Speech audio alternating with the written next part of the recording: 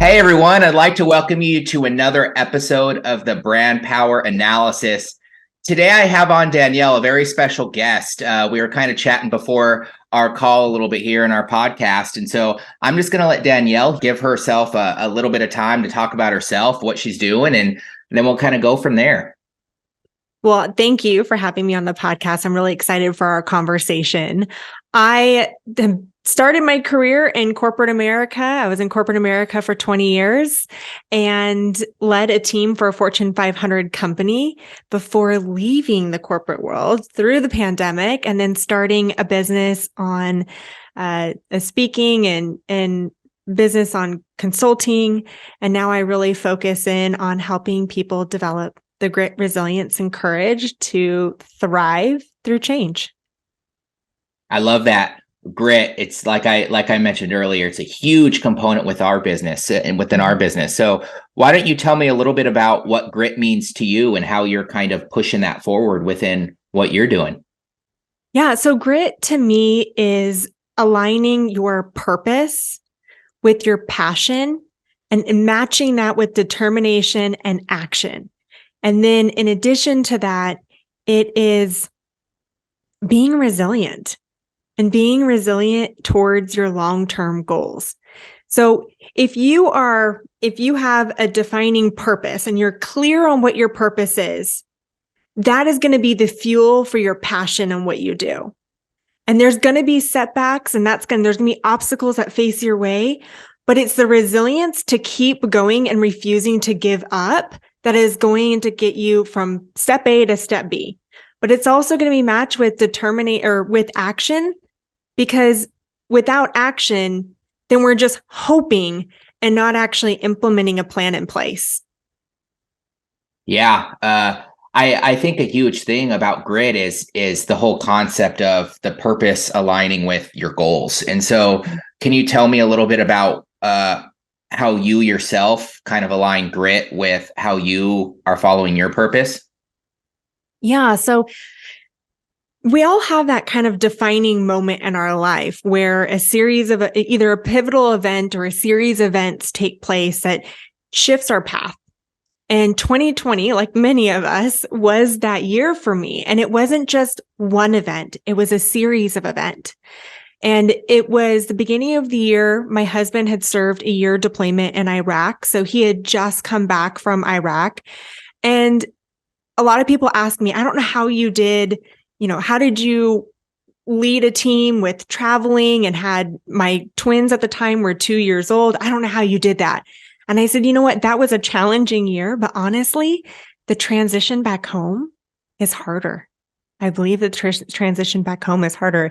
He spent a year in a war zone as a Black Hawk pilot, and he comes back and his kids at the time were just learning to walk and they're learning how to use a spoon. And all of a sudden he comes back to the twos and they're throwing temper tantrums and he's going, wait a minute, what is this? So it started the year with the transition with him coming home. Then shortly after, I lost my mom to suicide in a very tragic event and losing my mom. And then just a week after that, the pandemic hit, world shut down. And then shortly after that, I decided to leave a very toxic work environment that I had been in. I had worked for a company for 7 years, and towards the tail end, it had been a toxic work environment. So it was a series of events that really had me take a step back and reflect and look at, what do I want my life to look like? What do I want my future to be? And more importantly, when I do pass on, what do I want my legacy to be? And by asking that question, I was able to define and reflect into, what do I want my purpose to be? And that shifted my life. It shifted from me making the decision to say, I'm going to leave corporate. I have a greater purpose of wanting to help people beyond just my immediate team, but on a global perspective. And that's what started the journey of starting the business and being a keynote speaker. And then it transitioned into writing a book and starting a podcast and being in alignment with my purpose, my values and beliefs. That's what helped me develop the grit to achieve my goals. That's wonderful. Why don't you tell me a little bit? I know we talked about your podcast. Mm-hmm. Yeah. So my podcast is The Grit Factor, and it's in alignment with my book that's going to be coming out at the end of 2023. So The Grit Factor, my book, is break through the 7 roadblocks standing between you and achieving your goals.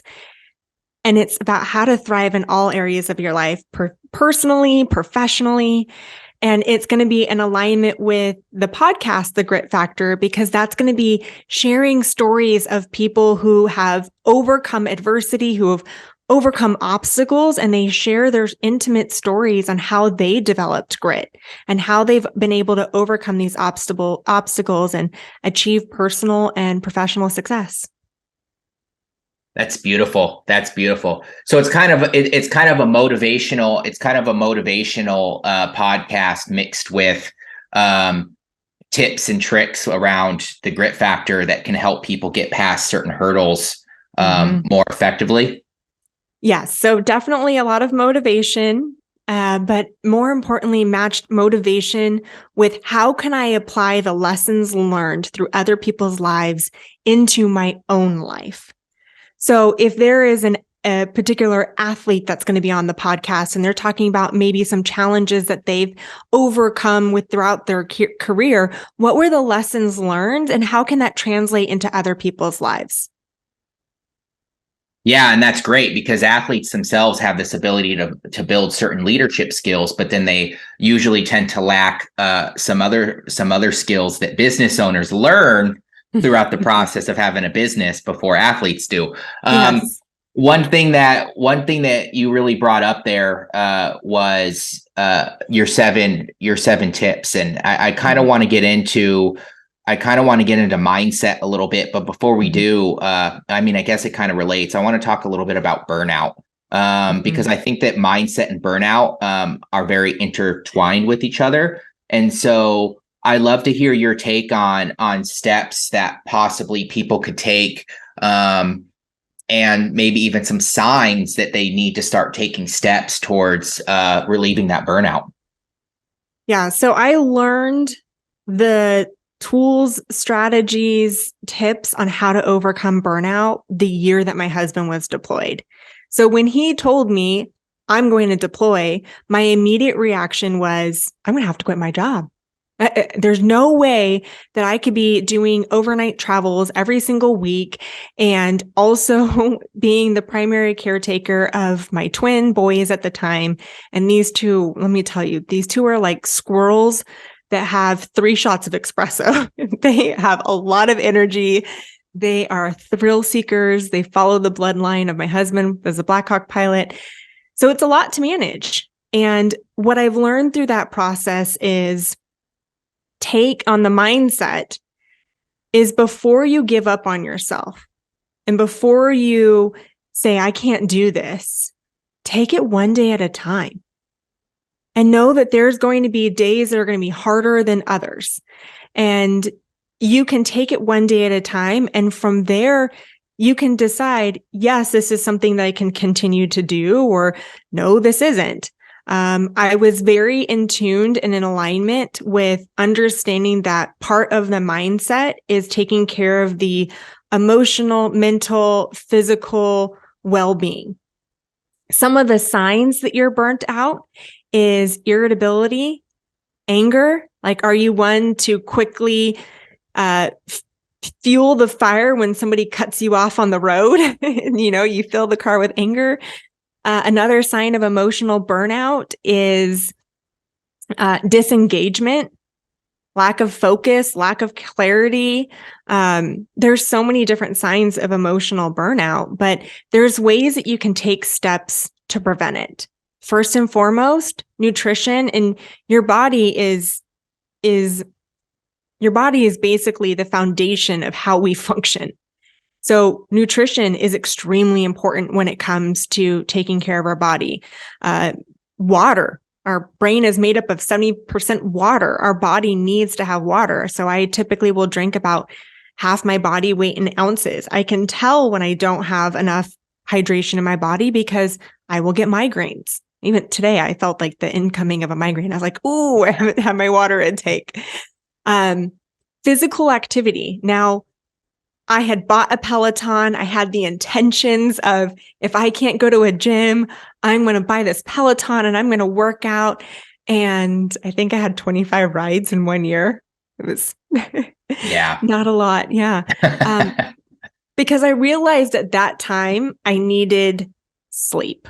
That was the most important. That's what my body needed. So being in tune with your body and what your body needs and what it's craving, at that time I needed sleep. But I still got my physical activity by, you think about the times that we're working throughout the entire day. And by the time we wrap up our day, we're exhausted and we're just kind of mentally drained. Well, how do you transition from, let's say you look at an Excel spreadsheet all day, or you're putting out fires. How do you transition from that mental capacity to life at home? And so every day I would walk in the door and the first thing I would do is grab my kids and let's go for a walk. Let's have the fresh air, the vitamin D from the sun, the experiencing, hearing birds and nature. It sounds so, these are not revolutionary, but sometimes we forget how important just those little steps that we can take to prevent the burnout. I would say also the last thing, or not the last thing, but I would say another aspect that's really important is protecting our mental state of mind. And what I mean by that is, what information are we taking in that is either adding to our mental well-being or taking away from it? So and I talk about, in my book, I talk about social media, for example. The statistics show that we touch our phones about 200 times per day, which seems crazy. But if, you look at your social media, is it filled with, for an entrepreneur, for example, is it filled with other entrepreneurs where you're comparing yourself, or is your feed filled with people that are giving you that motivational prep to say you can do it and believe in yourself? And are you listening to podcasts like yours that are talking, that are putting you in, like, they're feeding your soul and motivating you? Or are you spending your days, and I want to say be informed about what's going on, but are you spending your days consumed with the news and politics that just aggravate us, and these they're called clickbait news articles that will different titles, which will either infuse, or I would say exacerbate, negative or positive emotions. Yeah, you said a couple things there that really intrigued me. Because I have two young children myself. I have a 4-year-old boy and a 1.5-year-old who's just taken his first couple of steps yesterday. Knock on wood, he goes all the way here in the next couple of days. But you talked a lot about, and you said it very discreetly, which I think is great. You didn't put too much pressure on yourself, which is, you got a Peloton, you worked out 25 times, and you realized my body needs sleep.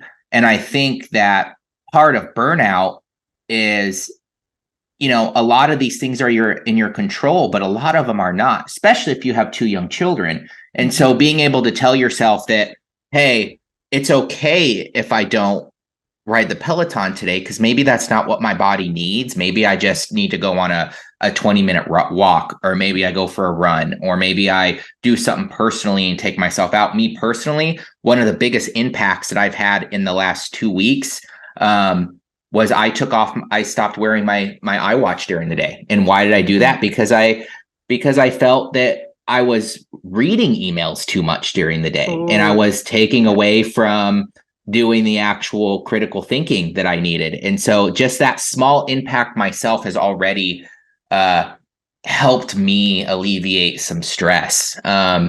So how did you, with these 7 steps, how long did it kind of take you to develop these and kind of see some of them working out to your benefit, if that's the right terminology?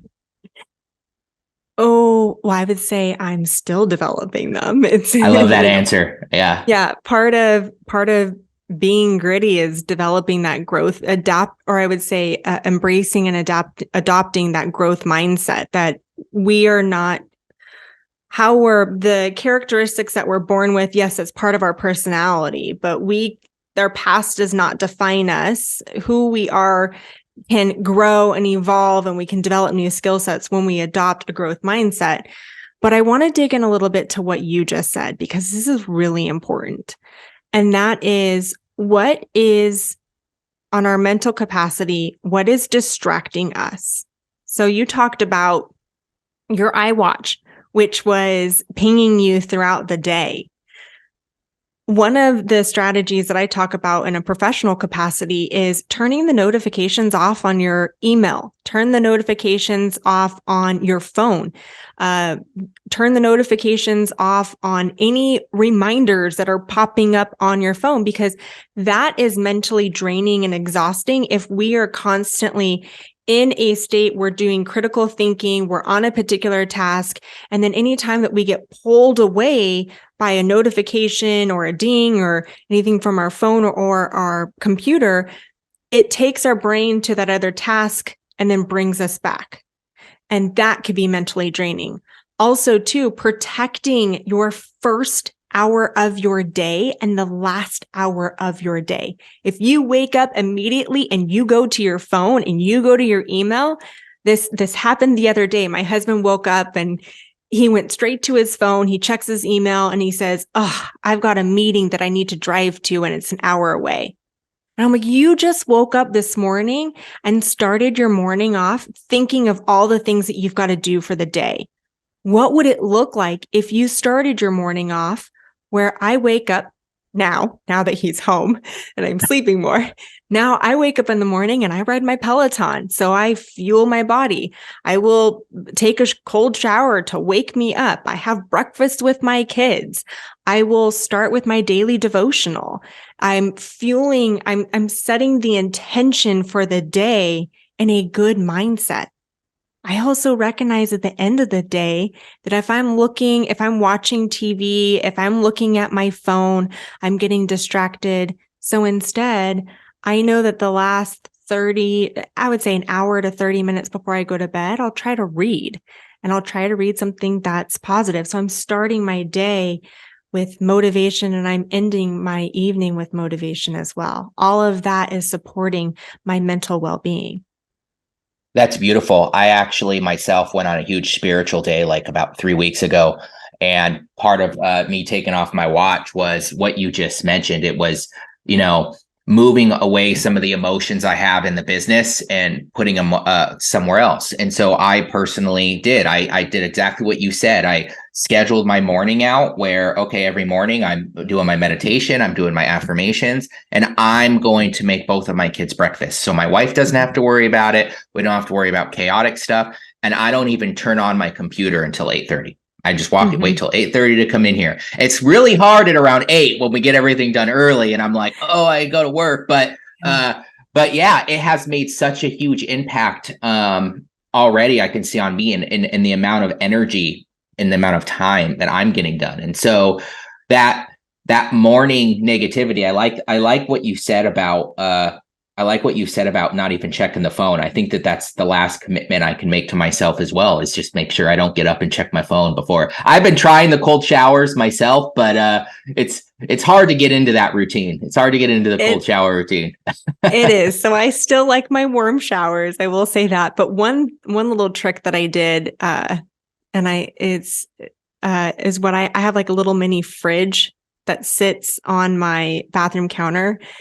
And this may sound fluffy, but hey, it works for me.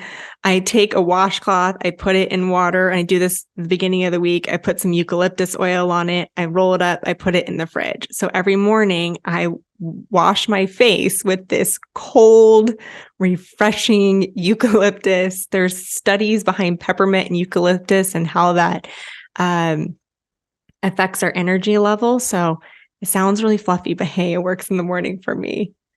Well, and it's interesting that you say that, and I call that fluffy, because I think that this leads to some of the next topics I kind of want to talk about, which is, the business mindset and when these things really start taking effect. Because I remember when I opened my business about 7 years ago, I looked at mindset and I was like, oh, that's just clickbaity stuff. Like, yeah, I don't need to worry about that. I need to grind. I need to just go in there and work my butt off. And now that I'm at a certain point of the business, I think that this is a natural progression of any person, is that and the variation of money can change, but at the end of the day, it's what does success look like to me? And like you said, the whole premise of why am I in this business? What am I really going to do? What is successful to me? And I think there's a huge mindset thing around that. And so I kind of want to get in with you a little bit on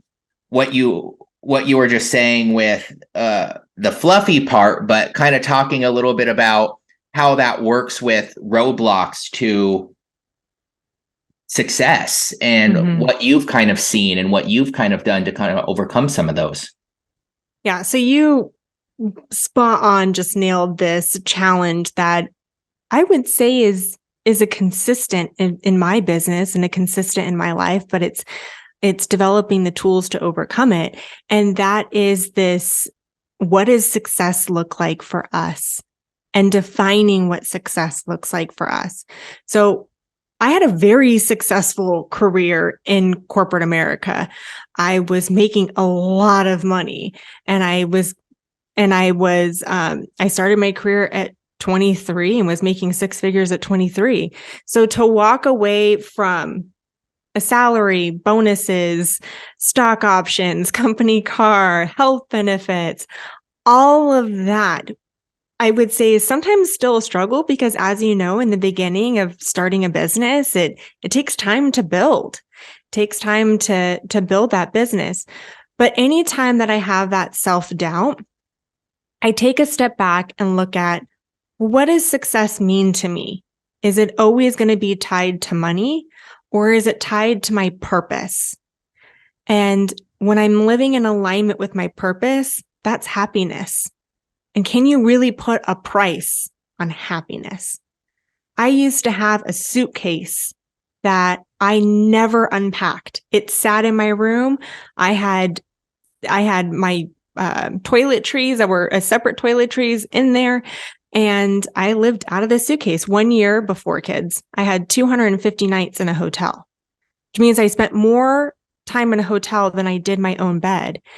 And when I think about what success looks like, and I think about what happiness looks like, what is happiness to me? Is it being on the plane all the time? Is it living out of a suitcase? Or is it being able to be home with my kids and to wake up in the morning and have breakfast with them, and to pursue my passion and my purpose and what I do in my business, which is helping others? So I agree with you, is really defining what success looks like for you, and always understanding what your values, beliefs are, and aligning your purpose to that. And that will sometimes be the fuel to look at, when am I experiencing self-doubt? When am I experiencing burnout? And getting back into alignment with those. Yeah.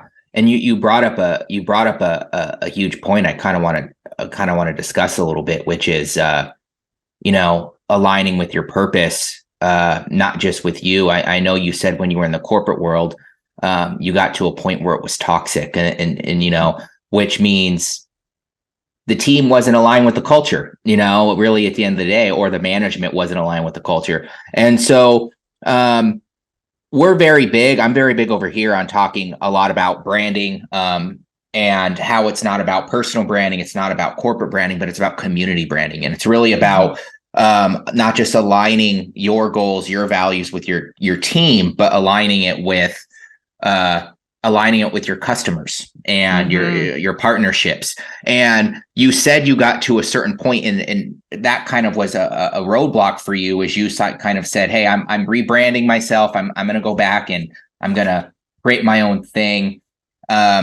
What point in the business did you start seeing yourself in alignment with building much more of that community and building much more of that, hey, I want to work with like-minded people. I want them to follow the same purpose. I want my team to follow the same purpose.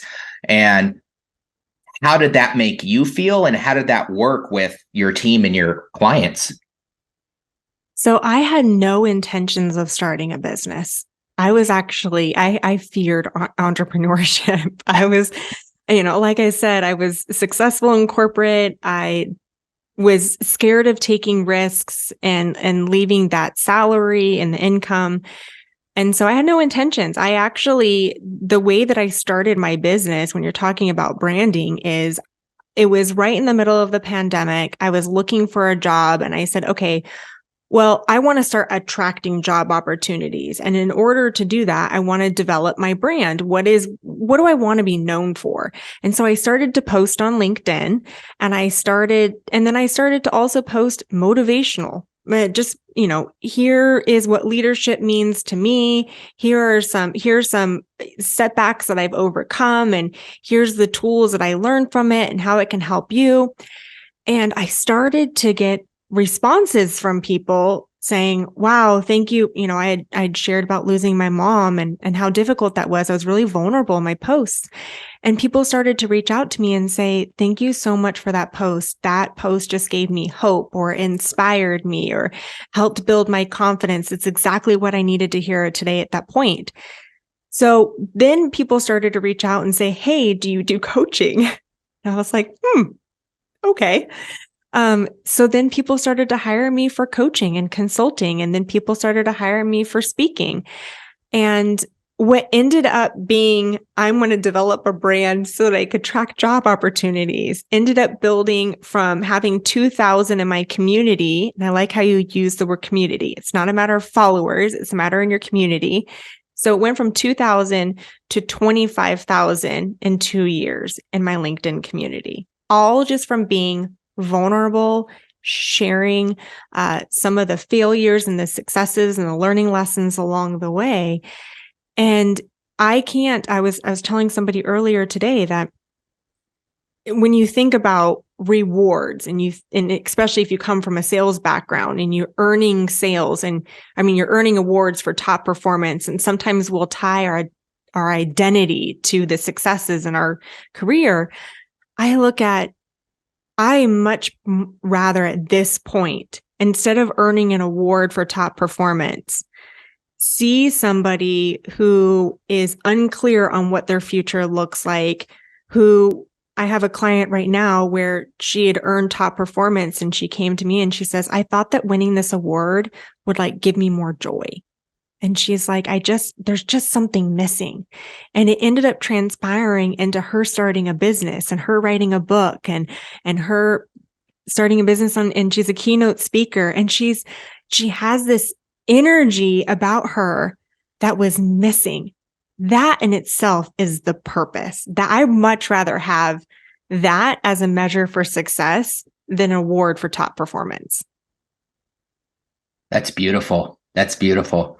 And so you kind of have defined through kind of developing your values, you thought it was going to go one place, but then it kind of went another, and it kind of naturally went that way because you were able to go in and align with your purpose and find what you wanted. And in her case, it sounds like her company didn't really understand their culture too well and their purpose, because if they did, they would understand an award may not have been the best option.